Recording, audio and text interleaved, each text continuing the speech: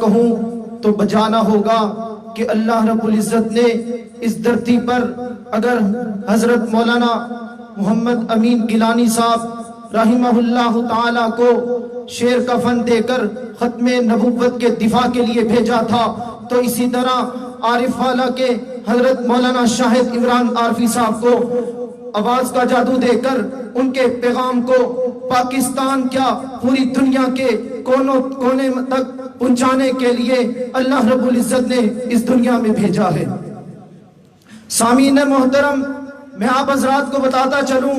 کہ وہ گلشن ختم نبوت جس کی آبیاری سید عطا اللہ شاہ بخاری رحمہ اللہ تعالی علیہ نے فرمائی تھی،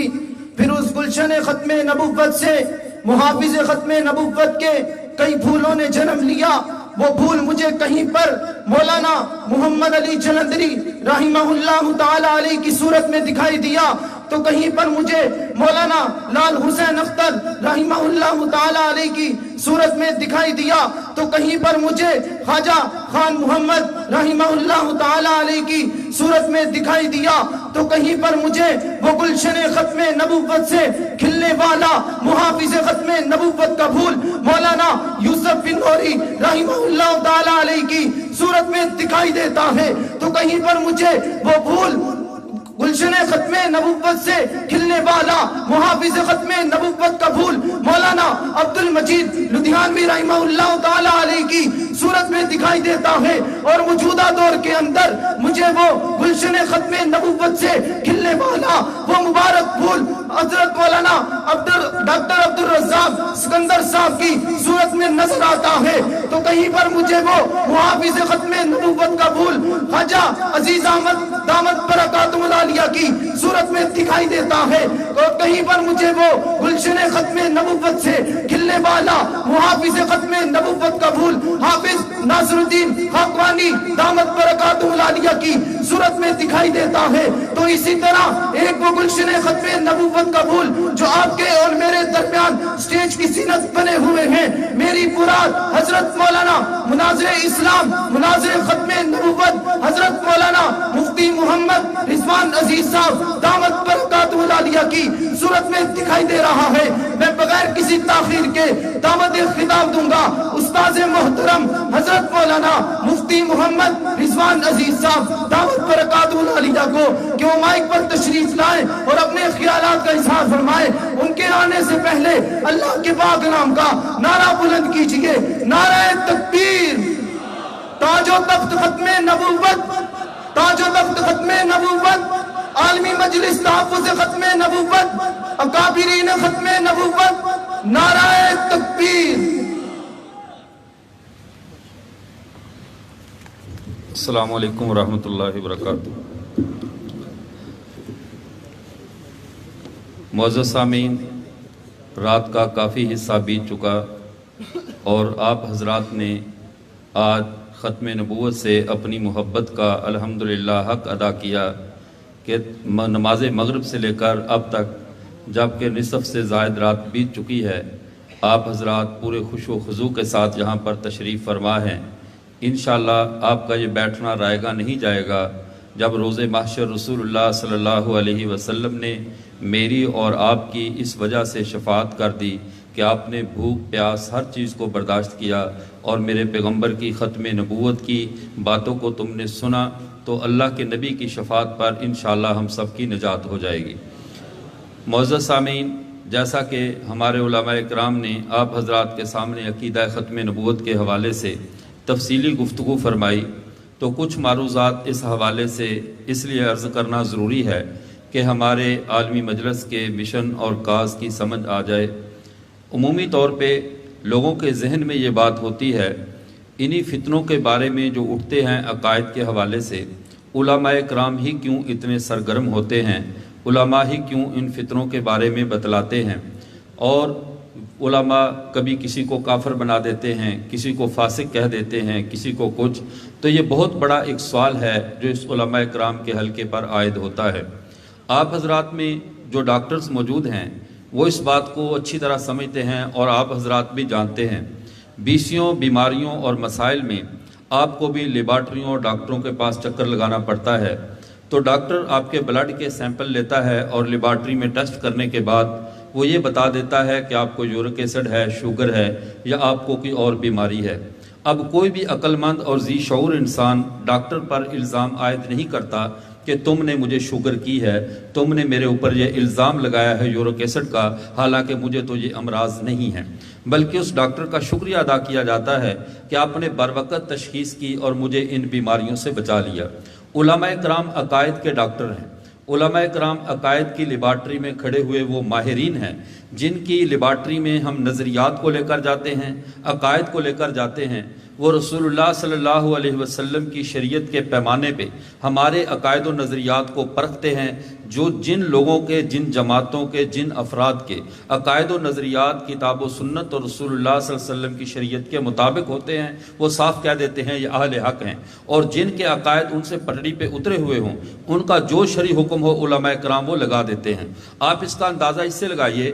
کہ یہ کفر کا حکم لگانے میں اتنے جلد باز نہیں ہیں، کیونکہ نبی کریم صلی اللہ علیہ وسلم نے ارشاد فرمایا من قال لی اخیہ یا کافر فقد باء بہ احدہما، اگر کسی نے اپنے کسی مسلمان بھائی کو بلا وجہ کافر کہا تو دونوں میں سے ایک کافر ضرور ہو جائے گا، یا تو جس کو کہا گیا وہ واقعی کافر ہوگا، یا وہ کافر ہو جائے گا جس نے اس کے اوپر کفر کا الزام عائد کیا۔ تو یہ چیز ذہن میں رکھتے ہوئے جب مرزا غلام احمد قادیانی نے مختلف قسم کے دعوی کیے تو ہمارے علماء اتنے محتاط تھے کہ پوری تشخیص کے بعد، حتیٰ کہ بعض علماء نے آپس میں مباحثے بھی کیے کہ بلا وجہ اس کے اوپر اتنا الزام، سوچو شاید یہ ایک صوفی ہو، شاید یہ ویسے ایک ملنگ اور مجذوب ٹائپ آدمی ہو، مجذوب ایسی باتیں کہتے رہتے ہیں، شاید یہ ویسا آدمی ہو، لیکن جب تک اس کے عقائد پر 100% علماء کرام کو شرح صدر نہیں ہوا، اس کے کفر کا فتویٰ نہیں دیا گیا۔ پوری تحقیق کے بعد، حتیٰ کہ بھاولپور کا جو مقدمہ چلا تھا وہ 1925 سے لے کر 1935 تک چلا۔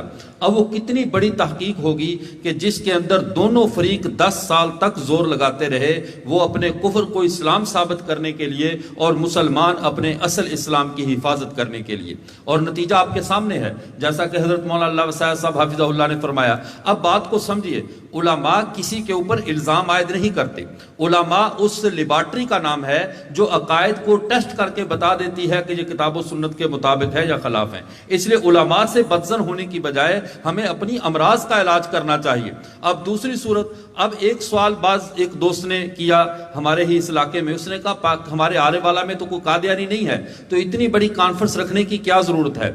ہمارے علامہ ابن تیمیہ رحمۃ اللہ علیہ یا حضرت امام طحاوی رحمۃ اللہ علیہ، ان حضرات نے بہت شرح صدر کے ساتھ اس کے اوپر لکھا۔ ایک بات انہوں نے بڑی پیاری لکھی، فتنے سے بچنے کا طریقہ یہ ہے کہ اسے مخفی نہ رہنے دیا جائے، فتنے کو اتنا ننگا کر دیا جائے، اتنا واضح کر دیا جائے کہ ہر گھر سے آواز آنے لگے کہ یہ فتنہ ہے، اس سے بچ کر رہنا ہے۔ آپ نے دیکھا ہوگا روڈ کے اوپر اگر گڑا ہو اور گٹر کے اوپر ڈھکن نہ رکھا ہو، کسی کو پتہ نہ ہو تو اس سے بچنے کا کیا طریقہ ہے؟ کیا وہاں پر ہم ایک آدمی کو بٹھا دیتے ہیں کہ ہر گزرنے والے کو بتائے؟ نہیں، بلکہ ہر وہ وہاں کی انتظامیہ بلدیہ والے ارد گرد سلیکٹر، وہ فلیکٹر پٹیاں جو ہوتی ہیں وہ لگا دیتے ہیں تاکہ دور سے نظر آ جائے کہ یہاں پر گڑا ہے، کوئی گر کر اپنی جان کو ضائع نہ کر بیٹھے۔ اگر کسی جگہ پر بجلی کی تار ٹوٹی ہوئی ہو یا کسی چیز میں کرنٹ آ جائے تو اس کے ساتھ لکھ دیا جاتا ہے نوٹس بورڈ پر کہ اس چیز سے بچ کر ہو، اس کے اندر کرنٹ ہے، دھوکے میں جان سے نہ ہاتھ دھو بیٹھنا۔ اسی طرح کسی پل کی عمر پوری ہو جائے، اس پل کے اوپر لکھ دیا جاتا ہے یہاں سے بڑی گاڑیوں کا گزرنا منع ہے، کہ اس لیے کہ یہ پل بظاہر ٹھیک نظر آ رہا ہے لیکن اپنی طبی عمر پوری کر چکا ہے، کسی وقت بھی حادثے کا ذریعہ بن سکتا ہے۔ تو جس طرح جان کو بچانے کے لیے مخفی خطرات کو اوپن کر دیا جاتا ہے، ایمان کو بچانے کے لیے مخفی فتنے جس علاقے میں نہ بھی ہوں اس کے اندر اس کی پوری پہچان کروا دی جاتی ہے، تاکہ جب وہ فتنہ سامنے آئے تو کوئی اس دھوکے میں نہ رہے کہ میرے علم میں نہیں تھا کہ یہ کون لوگ تھے، میں تو دھوکے کا شکار ہو گیا۔ یہ علماء کی ذمہ داری ہے کہ وہ اپنی ذمہ داری کا حق ادا کریں اور ہر آنے والے فتنے سے امت کو بیدار کریں۔ تو الحمدللہ آج میں اللہ تعالیٰ کا جتنا بھی شکر ادا کروں، انتہائی اپنی بے بزاتی کے ساتھ کہ میرے پاس کچھ بھی نہیں تھا،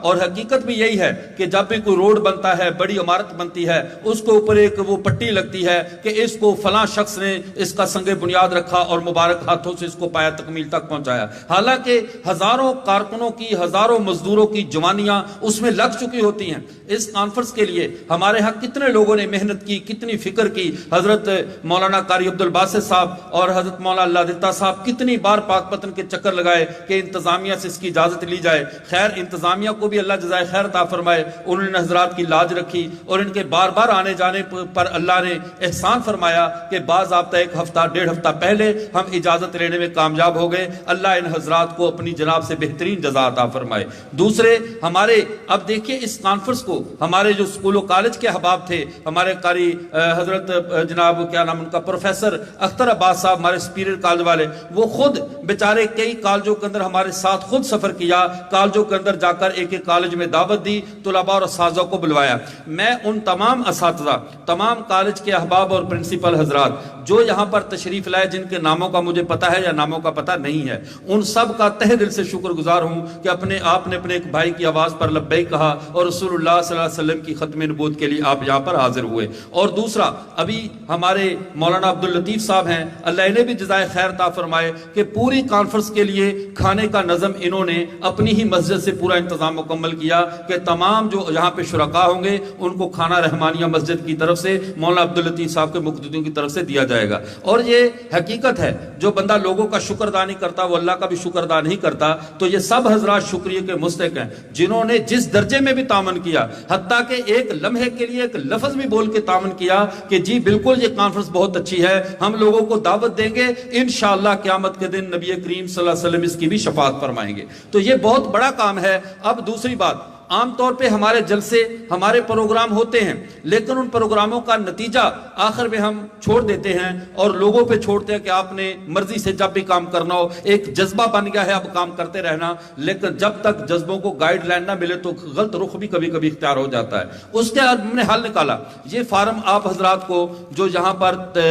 حال میں تشریف لائے بڑے سمجھدار تھے, ان سب کو یہ فارم برائے تجاویز ملا ہے. اب ہم اپنے عقل کل ہونے کا دعویٰ نہیں کرتے, ہم تو صرف آپ کے اور ختم نبوت کے خادم ہیں. اب یہاں پہ آپ حضرات کے ذہن میں اس پروگرام کے حوالے سے یا آئندہ ختم نبوت کے کام کے حوالے سے کوئی تجویز ذہن میں ہو, آپ اس فارم کو اوپر لکھیں اور لکھ کر نیچے جو ہے وہ اگر یہاں پہ باہر نکلتے ہوئے جمع کروا دیں تو تب بھی ٹھیک ہے. اگر پینسل موجود نہیں, آپ نہیں لکھ سکے, تو نیچے واٹس ایپ نمبر دیا ہوا ہے, اس کے اندر آپ اپنی بہترین تجاویز, آپ کی تجویز ہمارے لیے ایک عزت اور باوقار مقام رکھتی ہے, انشاءاللہ اس کو عزت کی نگاہ سے دیکھا جائے گا. اپنی تجویز آپ پیش کریں. لیکن دوسرا کام جو تجویز کے ساتھ ہم نے رکھا, ایک ہوتا ہے صرف مشورے دینا, جیسے میت کے ساتھ چلنے والے 20 لوگ صرف مشورے دے رہے ہوتے, کندھا نہیں دے رہے ہوتے, تو یہ کام نہیں. بلکہ اگر آپ خود یہ چاہتے ہیں کہ ختم نبوت کا کام مضبوط ہو تو آپ اپنی کون سی خدمات ختم نبوت کے لیے پیش کر سکتے ہیں. آپ اپنی وہ نیچے لسٹ میں جگہ دی ہوئی ہے, آپ بتائیں کہ آپ ختم نبوت کے لیے کیا کر سکتے ہیں. صرف چندہ ہی سب کچھ نہیں ہوتا. اگر آپ انگریزی کے اچھے پروفیسر ہیں, انگریزی اچھی طرح جانتے ہیں, آپ ختم نبوت کے لٹریچر کو انگریزی میں کنورٹ کر سکتے ہیں, تو ہمیں انگریزی نہیں آتی, آپ ہمارے ساتھ یہ تعاون کریں, ہم عالمی دنیا کے اندر ہمارے پیغمبر صلی اللہ علیہ وسلم کا پیغام ان انگریزوں تک بھی پہنچائیں جن کے پاس جا کر یہ جھوٹ بولتے ہیں کہ پاکستان میں ہمیں کافر کہا جاتا ہے. تو آپ بات کو سمجھیے. ایک یہ کچھ دوست ایسے ہیں جو آج کل کے جدید میڈیائی دور میں میڈیا کے اندر اچھی خدمات دے سکتے ہیں, ویڈیو ایڈیٹنگ کے حوالے سے یا فیس بک کے حوالے سے, یعنی جتنا بھی میڈیا کے متعلقہ کام ہے وہ کہتے ہیں ہماری فی سبیل اللہ, ہماری صلاحیتیں ہمارے نبی کے نام ہیں, ہم اپنے پیغمبر کے لیے اپنی صلاحیتیں یہ خرچ کر سکتے ہیں. بالکل پیش کریں, اپنا نام لکھیں کہ میری یہ صلاحیت ہے, میں ایڈیٹنگ کا ماہر ہوں, میں کمپوزنگ کا ماہر ہوں, میں فلاں چیز کا. کوئی وکیل ہے وہ یہ لکھ دے کہ میری تمام وکالت جو علم میرے پیغمبر کا صدقہ ہے, میں اپنے علم کے صدقے یہ درخواست کرتا ہوں کہ آئندہ ختم نبوت کے حوالے سے کوئی بھی کیس آئے تو میں فی سبیل اللہ اس کی قانونی رہنمائی کرنے کے لیے تیار ہوں. وہ اپنی وہ خدمت لکھے.